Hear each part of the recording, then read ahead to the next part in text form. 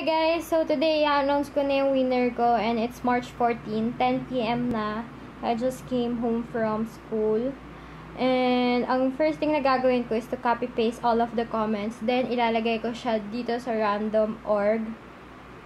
Diyan, sa box. Diyan. Yan. Tsaka ko siya ilalagay to know who is the winner for this giveaway.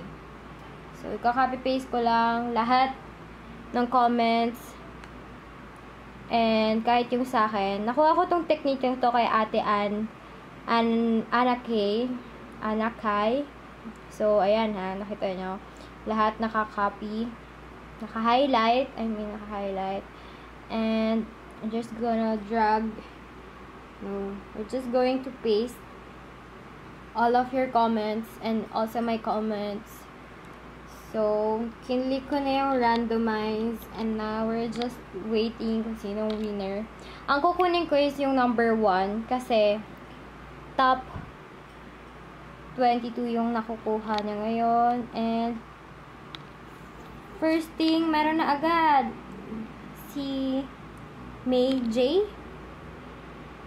I know, that's my reply. So, again. Dapat name. Hindi yung reply ko. Again. So, paste again. Randomize. Kita nyo ba?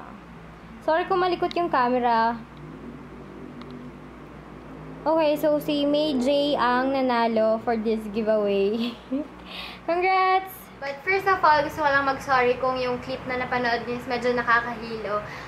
Di ko na alam kasi kung ano pang best way to show you, yung parang transparent way to show you kung sino talagang winner. But, thank you guys! Thank you for joining the giveaway. Again, paulit-ulit na lang ako. Thank you and sorry kung isa lang yung pwedeng maging winner. But, watch out for my next giveaway. You guys should be excited for that kasi medyo mas maganda pa yung prizes for the next giveaway. And again, congrats to May J. And kindly leave your Facebook or kung saan kita makakontakt para at least ma-receive mo na yung prize mo. So, thank you again guys and thanks for watching. Bye guys!